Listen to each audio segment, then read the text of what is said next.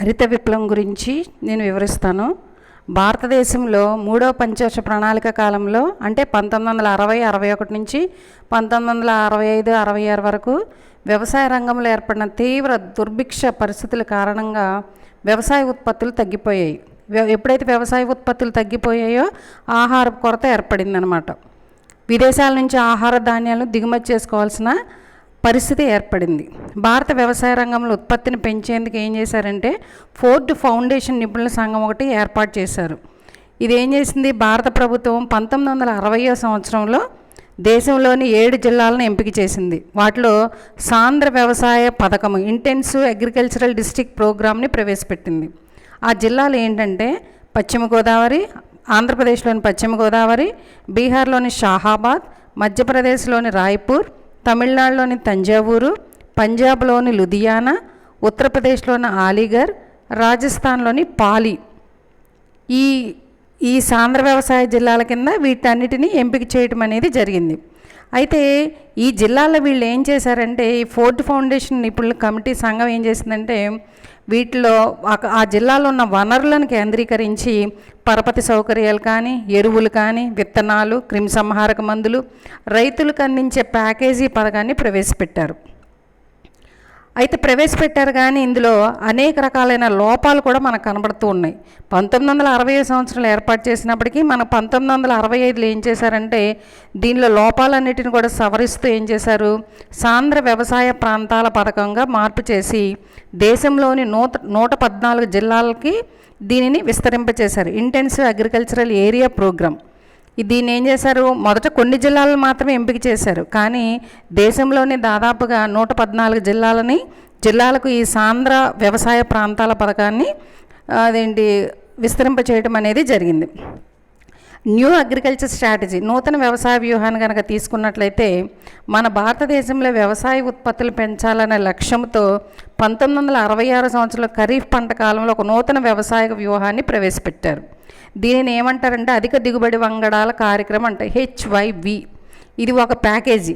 అయితే ఇందులో ఏమేమి అంశాలు ఇమిడి ఉన్నాయంటే అధిక దిగుబడి వంగడాలు అంటే మనకి 1960 దశకంలో మెక్సికోలోని రాక్ ఫెల్లర్ ఫౌండేషన్కి చెందిన ఆచార్యుడు నార్మన్ బోర్లాగ్ అతని అనుచరులు వీళ్ళందరూ కలిసి అధిక దిగుబడినిచ్చిన గోధుమ వంగడాలను అభివృద్ధి చేశారు. వీటి వాడకం వల్ల ఏమైంది, మెక్సికోలో గోధుమ పంటల యొక్క దిగుబడి దాదాపుగా 5,000 నుంచి 6,000 కిలోగ్రామ్, హెక్టార్కి 5,000 నుంచి 6,000 కిలోగ్రాములకు పెరిగింది. అయితే ఆసియా దేశంలోని అనేక దేశాలు ఈ నూతన వంగడాలను ఉపయోగించి తమ యొక్క వ్యవసాయ ఉత్పత్తులు పెంచుకోవడం కూడా ప్రారంభించాయన్నమాట. ఈ రకంగా భారతదేశంలోని వ్యవసాయ పరిశోధన కేంద్రాలను కూడా కొన్ని కొత్త రకం వంగడాలను, సంకరజాతి విత్తనాలను అభివృద్ధి చేయడం కూడా జరిగింది. నూతన వ్యవసాయక వ్యూహంలో దాదాపుగా అధిక దిగుబడినిచ్చే విత్తనాల వాడకంతో ఉత్పత్తిని పెంచడానికి అనేక రకాలుగా కృషి చేయటం అనేది జరిగింది. నెక్స్ట్ రెండోది చూసుకుంటే అల్పఫలన పంటల కాలాన్ని ప్రవేశపెడతాం. అంటే అల్పఫలన కాలం అంటే దీర్ఘఫలన కాలం పంటలకు బదులుగా అంటే తక్కువ సమయంలో వచ్చే పంటలు ఏమైతే ఉన్నాయో వాటిని ప్రవేశపెడటానికి ఈ నూతన వ్యవసాయక వ్యూహం ఒక ప్రధానమైన అంశంగా మనం చెప్పుకోవచ్చు. దీనివల్ల ఏంటంటే ఒక సంవత్సరంలో ఒక పంట మాత్రమే పండించే భూముల్లో 2 లేదా 3 పంటలు పండించడానికి ఎక్కువ అవకాశం కలిగింది. అంటే ఇక్కడ అంతకు పూర్వం ఏం చేసేవాళ్ళు 5-6 నెలల ఫలం కాలం గల వంగడాలను వేసేవాళ్ళు. దాని బదులుగా ఏమవుతుందంటే 4 నెలలకే పంట చేతికి రావటం అనేది సాధ్యమవుతూ ఉండేది. ఇంకా అంతేకాకుండా ఆధునిక సాంకేతిక పద్ధతులను కూడా ప్రవేశపెట్టారు. అంటే పంటల మార్పిడి కానీ, బహుళ పంటలు వేయటం కానివ్వండి, లేకపోతే ఒక సంవత్సరంలో ఒకే సాగు నెలలో పంటల మార్పిడి పద్ధతిని పెడతాం కానివ్వండి, లేకపోతే వాతావరణ పరిస్థితులకు అనుగుణంగా వరి, జొన్న, బాజ్రా, జోహార్ వంటి పంటలు ఏమైతే ఉన్నాయో వాటిని ప్రవేశపెడతాం. వీటితో పాటు బార్లీ, నూనె గింజలు, బంగాళదుంపలు, ఇతర కూరగాయలను కూడా పంటల మార్పిడి పద్ధతిలో ప్రవేశపెడతాం వల్ల వ్యవసాయ ఉత్పత్తులు చాలా గణనీయంగా పెరిగినాయి. అంతేకాకుండా ఇంకేం చెప్తున్నాడు మనకి ఇక్కడ, నీటిపారుదల, రసాయనిక ఎరువులు. నూతన వ్యూహంలో ఏమిచ్చారంటే అధిక దిగుబడినిచ్చే వంగడాల వాడకంతో పాటు రసాయన ఎరువుల వాడకం కూడా బాగా పెరిగింది. అంటే ఎక్కువ అంటే ఎక్కువ రసాయనిక మందులు వాడటం వల్ల ఏమైందంటే చాలా త్వరగా ఆ పట్టిన చీడపీడలు త్వరగా చనిపోవటము, పంటలు త్వరగా చేతికి రావటం అనేది జరిగింది. ఇంకా అంతేకాకుండా అనేక రకాలుగా నీటిపారుదల సౌకర్యాలు గొట్టపు బావుల ద్వారా కానీ భూగర్భ జలాల వాడకం కూడా పెరిగింది. తర్వాత వ్యవసాయ యాంత్రీకరణ, యంత్రాలు, పనిముట్లు వీటి యొక్క వాడకం కూడా పెరిగింది. అంటే ఇంకా పాత పద్ధతిలోనే కాకుండా వ్యవసాయ రంగంలో పాత పద్ధతులు వాడటం వల్ల ఏమవుతుందంటే కాలం అంతా కూడా వృధా అయిపోతూ ఉంటుంది. దానివల్ల బహుళ పంటలు పండించడానికి అవకాశం లేనటువంటి పరిస్థితి ఏర్పడుతుంది. అలా కాకుండా ట్రాక్టర్లు, హార్వెస్టర్లు, పంపు సెట్లు మొదలైన ఆధునిక యంత్ర పరికరాలన్నిటిని కూడా ప్రవేశపెట్టి మన యొక్క పంటల్ని అతి తక్కువ సమయంలో ఎక్కువ పంటలు పండించడానికి మనకి అనేక రకాలుగా ఉపయోగపడుతూ ఉన్నాయి. ఈ రకంగా మన యొక్క హరిత విప్లవం ద్వారా ఏమైందంటే కొత్త కొత్త వరి వంగడాలను ప్రవేశపెడతాం కానివ్వండి, లేకపోతే హరిత విప్లవం వల్ల మనకి నూతన వ్యవసాయ పద్ధతులు ప్రవేశపెడతాము, నూతన వరి వంగడాలను ప్రవేశపెడతాం, అతి తక్కువ సమయంలో ఎక్కువ దిగుబడినిచ్చే వంగడాలను ప్రవేశపెడతాం. ఇలాంటివన్నీ కూడా చేయటం వల్ల మనకు హరిత విప్లవం అనేక వ్యవసాయ రంగంలో ఎనలేనటువంటి మార్పుని తీసుకురావడానికి కూడా అవకాశం ఉంది. అయితే మన భారతదేశంలో వ్యవసాయ రంగం మీద హరిత విప్లవం యొక్క ప్రభావము చాలా ఎక్కువగా పడింది కానీ ఎంతటి ప్రభావం అంటే ఇది కేవలము పెట్టుబడిదారి వ్యవసాయానికి మాత్రమే సంబంధించిన అంశంగా తయారు చేశారు. అంటే ఏంటి, పెట్టుబడిదారుల మేలు రకం విత్తనాలు, నూతన వ్యవసాయ వ్యూహంలో మేలు రకపు విత్తనాలని, రసాయనిక ఎరువుల్ని, క్రిమిసంహారక మందుల్ని, ఆధునిక పనిముట్లని వీటన్నిటి మీద కూడా ఎక్కువ పెట్టుబడి పెట్టే స్తోమత కేవలము కొద్దిమంది రైతులు మన దగ్గర మాత్రమే ఉండేది. దానివల్ల మిగతా చిన్న చిన్న రైతులు పెట్టుబడి పెట్టలేనటువంటి పరిస్థితి ఏర్పడింది. హరిత విప్లవం వల్ల ఏమైందంటే ఆదాయ వ్యత్యాసాల పెరుగుదల కూడా ఎక్కువగా జరిగింది. తర్వాత ప్రాంతీయ వ్యత్యాసాల పెరుగుదల పెరిగింది. ఎందుకంటే నూతన వ్యవసాయ వ్యూహంలో సాగునీటి ప్రాధాన్యత చాలా ఎక్కువగా ఉంటుంది. రసాయనిక ఎరువుల వాడకం అధికంగా ఉంటుంది. ఎప్పుడైతే రసాయనిక ఎరువుల వాడకం ఎక్కువగా వాడతామో నీరు కూడా చాలా ఎక్కువగా అవసరమవుతూ ఉంటుంది. తర్వాత మనకి ఈ హరిత విప్లవం అనేది కేవలము కొన్ని పంటలకు మాత్రమే పరిమితమైంది. ఎందుకంటే ఫర్ ఎగ్జాంపుల్ చూసుకుంటే వరి, గోధుమ పంటల్లో కనుక మనం అబ్జర్వ్ చేసినట్లయితే గోధుమ పంటలో ఈ హరిత విప్లవం యొక్క పాత్ర గణనీయంగా ఉంది. ఎందుకంటే గోధుమ పంటలు హరిత విప్లవం వల్ల గోధుమ పంట చాలా గణనీయమైన ప్రయోజనాన్ని పొందడమే కాకుండా అనేక రకాలుగా గోధుమ పంట యొక్క దిగుబడి కూడా పెరగడానికి హరిత విప్లవం ఉంది. తర్వాత వాణిజ్య పంటల్లో కనుక చూసుకున్నట్లయితే బంగాళదుంపల పంటల ప్రాధాన్యంలో హరిత విప్లవం యొక్క ప్రాధాన్యత ఎక్కువగా ఉందని చెప్పుకోవచ్చు. కానీ నూనె గింజల ఉత్పత్తిలో మాత్రం ఏ విధంగా కూడా ఈ హరిత విప్లవం నూతన వ్యవసాయక వ్యూహం అనేది ఏ విధంగా కూడా ఉత్పత్తిలో చెప్పుకోదగినంత మార్పు అనేది మనకు ఎక్కడ కనబడినటువంటి పరిస్థితి ఏర్పడుతుంది. తర్వాత హరిత విప్లవం వల్ల ఏమవుతుందంటే మనకు అనేక రకాలైన అనుకూల ప్రతికూల పరిస్థితులు కూడా మనకి ఎక్కువగా ఏర్పడుతూ ఉన్నాయి. తర్వాత మనకి ఈ హరిత విప్లవం వల్ల ఏమవుతుందంటే కొంతమంది పెట్టుబడిదారుల చేతుల్లో మాత్రమే ఇది ఉండడం వల్ల ఏమైందంటే అది కొంతమందికి మాత్రమే హరిత విప్లవం అనేది ప్రయోజనకారిగా ఉండడానికి అవకాశం ఉంది. నెక్స్ట్ చూద్దాం, భారతదేశంలో గ్రామీణ రుణభారానికి కారణాలు ఏంటి? మన భారతదేశంలో గ్రామీణ రంగాన్ని పట్టి పీడిస్తున్న ప్రధాన సమస్యల్లో ఒకటి రుణగ్రస్తత. అంటే ఒక తరం నుంచి మరొక తరానికి రుణభారం ఏమవుతుందంటే బదిలీ అవుతూ గ్రామ ప్రజల్లో అధిక శాతం ఈ సమస్య నుంచి బయటపడలేనటువంటి పరిస్థితి ఏర్పడుతుంది. కేవలం వ్యవసాయ అవసరాలకే కాకుండా గృహ సంబంధమైన అవసరాల కోసం కూడా గ్రామీణ ప్రజలు ఏం చేస్తూ ఉంటారంటే అప్పులు చేయడం అనేది జరుగుతూ ఉంది. కానీ గ్రామీణ ప్రాంతాలలో వీళ్ళ యొక్క జీవనాధార రంగం వ్యవసాయ రంగం. ఈ వ్యవసాయ రంగం అంతా కూడా ప్రకృతి యొక్క దయాదాక్షిణ్యాలపైన ఆధారపడుతూ ఉంటుంది. వాళ్ళ యొక్క ఆదాయం కూడా స్థిరమైనది కాదు. ఆదాయం చాలక ఏం చేస్తూ ఉంటారు, అనేక రకాలుగా అప్పులు తీసుకురావటం, ఆ అప్పులు తీర్చలేక వడ్డీల భారం పెరిగిపోవటము, ఇలాంటివన్నీ ఇప్పటికీ కూడా ఇంకా గ్రామీణ ప్రాంతాల్లో మనకి ఎక్కువగా కనబడుతూ ఉంటాయి. అసలుకి ఈ గ్రామీణ రుణభారం పెరగడానికి గల కారణాలు చూసుకున్నట్లయితే మొట్టమొదటిది మనకి పేదరికము, వారసత్వంగా వచ్చిన అప్పులు, సాంఘిక మతపరమైన కట్టుబాట్లు, ఇంకా వ్యవసాయ రంగం వెనుకబడిపోయి ఉండటం, భూమి కౌలు పరిమాణం అధికంగా ఉండటం, వడ్డీ వ్యాపారులపైన ఎక్కువగా ఆధారపడి ఉండటము, తర్వాత కోర్టు వ్యాజ్యాలు ఎక్కువగా ఉండటం, అనారోగ్యము, దురలవాట్లు ఇలాంటివన్నీ కూడా ఈ గ్రామీణ రుణగ్రస్తతకి మనం ముఖ్య కారణాలుగా చెప్తూ ఉంటాం. అయితే ఇక్కడ ఏం చెప్తున్నాడంటే గ్రామీణ రుణగ్రస్తతకి 3 రకాలైన కారణాలు చెప్తున్నాడు. ఆర్థిక కారణాలు, సాంఘిక కారణాలు, రాజకీయ కారణాలు. ఇందులో ఫస్ట్ వన్ కనుక ఆర్థిక కారణాలు తీసుకుందాం. ఆర్థిక కారణాలు తీసుకున్నట్లయితే అధిక రుణభారం అనేది వ్యవసాయదారుడి పెట్టుబడి శక్తిని తగ్గించడానికి ఎక్కువ అవకాశం ఉంది. ఆధునిక వ్యవసాయ ఉత్పాదకాలను ఉపయోగించుకోలేకపోతున్నాడు. ఫలితంగా ఏమవుతుందంటే పంటల దిగుబడి పెరగనటువంటి పరిస్థితి ఏర్పడుతుంది. కాబట్టి ఆర్థిక వ్యవస్థ మొత్తం మీద వ్యవసాయ ఉత్పత్తుల్లో అధిక ఉత్పత్తిని సాధించడం అనేది సాధ్యం కాదు. ఆహార ధాన్యాల కొరత ఏర్పడుతుంది. వ్యవసాయదారుల యొక్క ఆదాయాలు కానీ గ్రామీణ ప్రజల యొక్క ఆదాయాలు కానీ పెరగలేనటువంటి పరిస్థితి ఏర్పడుతుంది. పారిశ్రామిక రంగము, సేవారంగం ఉత్పత్తులు ఈ రంగం నుండి ఏర్పడే డిమాండ్లో తక్కువ పెరుగుదల అనేది ఎక్కువ కనబడుతూ ఉంటుంది. కాబట్టి గ్రామీణ జనాభాలో 70% మంది జనాభా గ్రామీణ ప్రాంతాల్లో నివసించే భారతదేశంలో గ్రామీణ రుణగ్రస్తతను పట్టి పీడిస్తున్న ముఖ్యమైన అంశము ఆర్థిక వ్యవస్థ. ఈ ఆర్థిక వ్యవస్థ వల్ల ఆదాయాలు తగ్గుదల వల్ల ఏమవుతుందంటే భారతదేశం యొక్క అభివృద్ధి కుంటుపడే పరిస్థితి ఏర్పడుతుంది.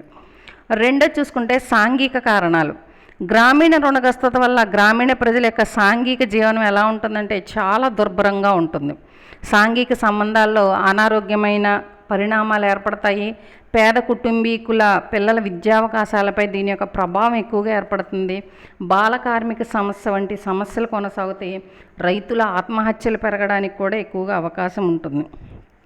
తర్వాత మనకి ఈ భూమి అభివృద్ధి కార్యకలాపాలను కూడా రుణాలు తీసుకునే విషయంలో కూడా మన రైతులు అనేక రకాలుగా నష్టపోయే పరిస్థితి ఎక్కువగా ఏర్పడుతూ ఉంది.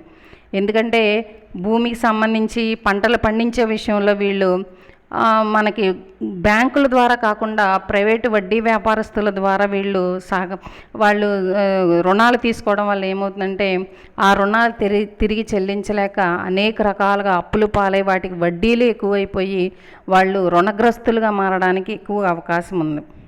ఇంకా అంతేకాకుండా వివాహాలు అంటే కేవలం వ్యవసాయ పరంగా కాకుండా వాళ్ళు ఏంటి ఇంకా తమ యొక్క పర్సనల్ పరంగా అంటే కుటుంబ గృహ అవసరాల కోసం, వివాహాల కోసం, మత సంబంధమైన పండుగల కోసం కూడా వీళ్ళు రుణాలు తీసుకునే పరిస్థితి ఏర్పడుతూ ఉంది.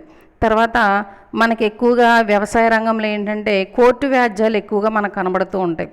అంటే పొలం గట్ల దగ్గర అనేక రకాలైన మనకి వివాదాలు ఎక్కువగా కనబడటం వల్ల ఆ వ్యాజ్యాల నుంచి వాళ్ళు బయటపడలేక వాటికి రుణగ్రస్తులుగా మారే పరిస్థితి మనకి ఎక్కువగా ఉంటుంది. వ్యవసాయ రంగంలో పేదరికం అనేది ఎక్కువ ఉంటుంది. ఎందుకంటే ఉన్న ప్రజలందరూ కూడా వ్యవసాయదారులందరూ కూడా చాలా పేదవాళ్ళు. వాళ్ళు ఎక్కువ పెట్టుబడి పెట్టి వాళ్ళు వ్యవసాయం చేయనటువంటి పరిస్థితి, నూతన వ్యవసాయాన్ని వాళ్ళు అనుసరించలేనటువంటి పరిస్థితి, నూతన ఉత్పత్తి పద్ధతులని, నూతన వ్యవసాయ రంగాన్ని, నూతన పెట్టుబడులను పెట్టలేనటువంటి పరిస్థితి. కాబట్టి వ్యవసాయ రంగంలో పేదరికం అనేది ఎక్కువగా తాండవించడానికి అవకాశం ఉంది. తర్వాత ఈ గ్రామీణ రుణగ్రస్తత అనేది వంశపారంపర్యంగా ఎక్కువగా జరుగుతూ ఉంటుంది. వాళ్ళ తరతరాల వరకు కూడా అప్పులు అలాగే తీర్చుకుంటూ వాటికి వడ్డీలు కట్టుకుంటూ వాళ్ళ యొక్క జీవనం అంతా కూడా రుణగ్రస్తతలోనే ఉండిపోయే పరిస్థితి ఏర్పడుతూ ఉంది. తర్వాత చూసుకుంటే భూమి శిస్తు కూడా చాలా ఎక్కువగా ఉంది. మనకి ఇదివరకు కాలంలో చూసుకుంటే భూస్వామ్య పద్ధతులు మనకు తెలుసు. మహల్వారీ పద్ధతి, భూస్వామ్య పద్ధతి, జమీందారీ పద్ధతి ఇవన్నీ కూడా తెలుసు. అప్పట్లో ఏమయ్యేదంటే రైతులను చాలా ఎక్కువగా పీడించి శిస్తులను వసూలు చేసేవాళ్ళు. అప్పటి నుంచి ఉన్న ఆచారం ఇప్పటికీ కూడా ఇంకా చాలా గ్రామీణ ప్రాంతాల్లో శిస్తును అధికంగా వసూలు చేయటం వల్ల కూడా రైతు రుణభారంలో ఉండిపోవడానికి ఎక్కువ అవకాశం ఉందన్నమాట. కాబట్టి ఇక్కడ మనకి ఏమవుతుందంటే సాంఘిక కారణాలు కనుక చూసుకున్నట్లయితే అనేక రకాలైన అంశాలు కనబడుతూ ఉంటాయి. నెక్స్ట్ రాజకీయ కారణాలు చూసుకున్నట్లయితే సంస్థాగత పరపతి సౌకర్యాలు పెరగకపోవడము, గ్రామీణ ప్రజలు వడ్డీ వ్యాపారస్తుల యొక్క కబంధ హస్తాల నుంచి బయటపడలేకపోవడం, ప్రభుత్వం మీద ఒత్తిడి వ్యతిరేకత పెరిగిపోవడం, రాజకీయ ఉద్యమాలు పెరగడం, ఇలాంటివన్నీ కూడా మనం రాజకీయ కారణాలుగా పరిణామాలుగా చూస్తూ ఉంటాం. కానీ ఏది ఏమైనప్పటికీ ఇప్పటికీ కూడా రైతు ఇంకా చాలామంది రైతులు, పేద రైతులు గ్రామీణ ప్రాంతాలలో ఈ ప్రైవేటు వడ్డీ వ్యాపారస్తుల యొక్క అప్పుల ఊబిలో కూరుకుపోయి బయటపడలేక అనేక రకాలుగా రైతులు ఆత్మహత్యలు చేసుకునే పరిస్థితి మనకి ఎక్కువగా కనబడుతూ ఉందన్నమాట. మరి దీనికి పరిష్కార మార్గం ఏంటి కనుక చూసుకున్నట్లయితే, ఈ గ్రామీణ రుణగ్రస్తతను తగ్గించాలంటే ప్రభుత్వం కొన్ని చర్యలను తీసుకోవాలి. ఏంటా చర్యలు కనుక చూసుకున్నట్లయితే, పాత రుణం పరిమాణాన్ని తగ్గించడము, దీనికి అవసరమైన చట్టాలను చెయ్యాలి. వడ్డీ వ్యాపారస్తులపై రైతులు ఆధారపడే పరిస్థితిని తగ్గించాలి.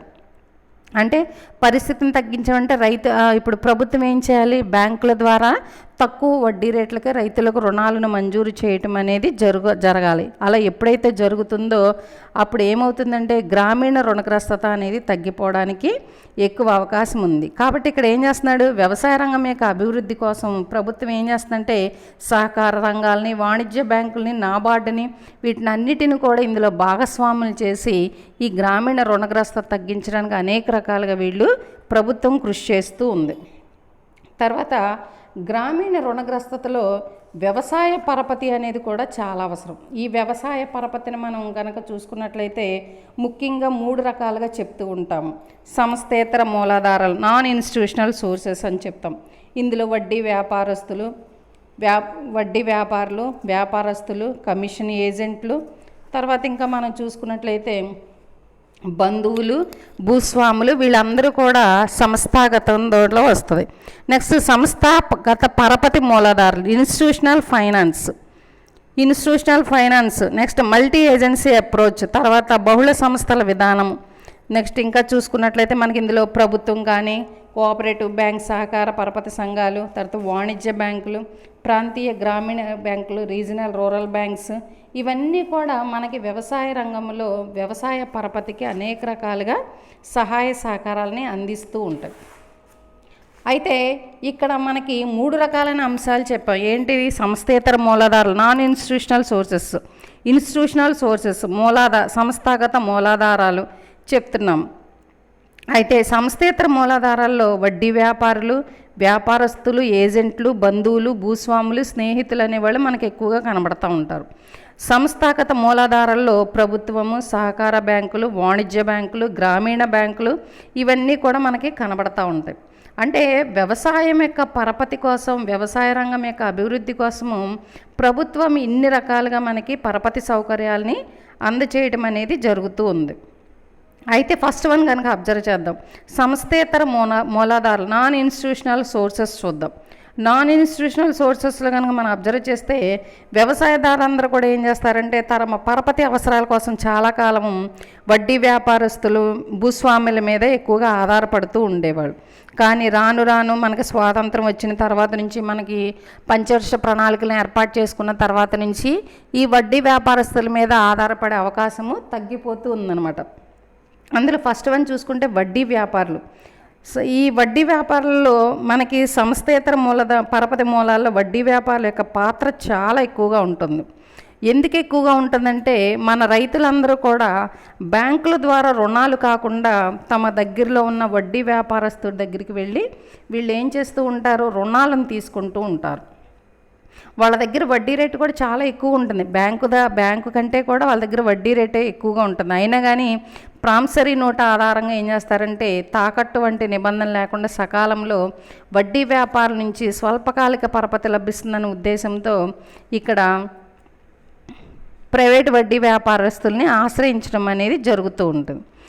మరి దీర్ఘకాలిక పరపతి సౌకర్యాలు కావాలంటే ఏం చేయాలంటే వీళ్ళు ఏం చేస్తారంటే తమ యొక్క భూముల్ని కానీ, స్థిరాస్తులు ఏమైతే ఉంటాయో వాటిని అన్నిటిని కూడా ఈ వడ్డీ వ్యాపారస్తుల దగ్గర తాకట్టు పెడతాం జరుగుతూ ఉంటుంది. దానివల్ల ఏమవుతుందంటే అధిక వడ్డీ రేటు పెరిగిపోవడం వల్ల రుణభారం పెరిగిపోయి రైతులు వడ్డీ వ్యాపారులకు తమ భూముల్ని స్వాధీనం చేయవలసిన పరిస్థితి ఏర్పడుతూ ఉంటుంది. ఓకేనా. నెక్స్ట్ బంధువులు, కమిషన్ ఏజెంట్లు, వ్యాపారస్తులు కానీ కమిషన్ ఏజెంట్లు కానీ మనం అబ్జర్వ్ చేస్తే వీళ్ళు వ్యవసాయదారులకు వ్యవసాయ నిమిత్తం పరపతి సౌకర్యాలను అందించినప్పటికీ పంట చేతికి వచ్చిన వెంటనే వారి మీద ఆటోమేటిక్గా ఒత్తిడి తీసుకొచ్చి ఏం చేస్తారంటే వడ్డీని వసూలు చేసేస్తూ ఉంటారు. దీనివల్ల రైతులకి ఏంటంటే తాము పండించిన పంటకి గిట్టుబాటు ధర వచ్చే వరకు కూడా వేచి ఉండలేనటువంటి పరిస్థితి, అంటే తక్కువ ధరకే వాళ్ళ మీద ఎప్పుడైతే ఒత్తిడి తీసుకురావడం జరుగుతుందో ఆ పంట వచ్చిన వెంటనే దానికి ధర తక్కువైనప్పటికి కూడా వాటిని అమ్మేసి ఆ వడ్డీ వ్యాపారస్తులకి తమ యొక్క రుణాన్ని తీర్చివేయడం అనేది జరుగుతూ ఉంటుంది. దానివల్ల రైతు అనేక రకాలుగా నష్టపోతూ ఉంటాడు. ఈ కమిషన్ ఏజెంట్లు ఏం చేస్తూ ఉంటారంటే వీళ్ళు రైతుల దగ్గరికి వెళ్ళి మధ్యవర్తులుగా వ్యవహరిస్తూ వీళ్ళు ఏం చేస్తారు, వీళ్ళు భూముల మార్కెట్కి తరలించే స్తోమత లేక, గిడ్డంగి సౌకర్యాలను ఏర్పరచుకునే స్తోమత లేక వీళ్ళు ఏం చేస్తారంటే ఆ మధ్యవర్తుల ద్వారానే వాళ్ళు తమ యొక్క పంటల్ని అమ్మివేయాల్సిన పరిస్థితి ఏర్పడుతుంది. ఆ రకంగా కూడా రైతు ఎక్కువగా నష్టపోయే పరిస్థితి కనబడుతూ ఉంటుంది. నెక్స్ట్ బంధువులు. ఈ రైతులు అనేక సందర్భాలలో రైతులు ఏం చేస్తారంటే తమ బంధువుల దగ్గర వద్ద కూడా వ్యవసాయ నిమిత్తము రుణం తీసుకోవడం అనేది జరుగుతూ ఉంటుంది. వీళ్ళు వసూలు చేసే వడ్డీ తక్కువగా ఉండొచ్చు, ఎక్కువగా ఉండొచ్చు, కానీ అన్ని సందర్భాల్లో వీళ్ళ నుండి పరపతి లభిస్తుందని ఖచ్చితంగా మనం చెప్పలేము అన్నమాట. కాబట్టి వ్యవసాయ పరపతిలో బంధువుల యొక్క పాత్ర కూడా చాలా ఎక్కువగా ఉండడానికి మనకి అవకాశం ఉంది. అయితే 1900 మనకి న్యూ ఇండస్ట్రియల్ పాలసీ తర్వాత మనకి ప్రణాళికలు అనేవి ఎప్పుడైతే అభివృద్ధి బాగా చెందే అప్పటి నుంచి బంధువుల యొక్క పాత్ర రోజు రోజుకి తగ్గిపోతూ ఉంది. నెక్స్ట్ ఇంకా చూసుకున్నట్లయితే భూస్వాములు, సన్నకారు ఉపాంత రైతులు తమ వ్యవసాయ అవసరాల కోసం పెద్ద రైతులు భూస్వాముల నుంచి కూడా రుణం తీసుకునే వాళ్ళు చాలామంది ఎక్కువగా ఉన్నారు. ఎందుకంటే మన రైతులందరూ కూడా చాలా చిన్న రైతులు, వ్యవసాయ పరపతి చాలా సన్నకారు చిన్నకారు రైతులు. కాబట్టి మనకున్న రైతులందరూ కూడా వీళ్ళు ఏం చేస్తారంటే తమ వ్యవసాయ అవసరాల కోసం ఏం చేస్తారంటే పెద్ద పెద్ద జమీందారులు, భూస్వాములు, పెద్ద రైతులు ఎవరైతే ఉన్నారో వాళ్ళ దగ్గర కూడా ఇక్కడ మనకి వాళ్ళు వ్యవసాయ పనుల నిమిత్తం, వ్యవసాయం నిమిత్తం రుణం తీసుకోవడానికి కూడా అవకాశం ఉంది. కాబట్టి ఇలాగా వ్యవసాయ పరపతి నిమిత్తం అనేక రకాలుగా మనకి ఇక్కడ ఏమవుతుందంటే రుణాలు తీసుకోవటం అనేది జరుగుతూ ఉంటుంది.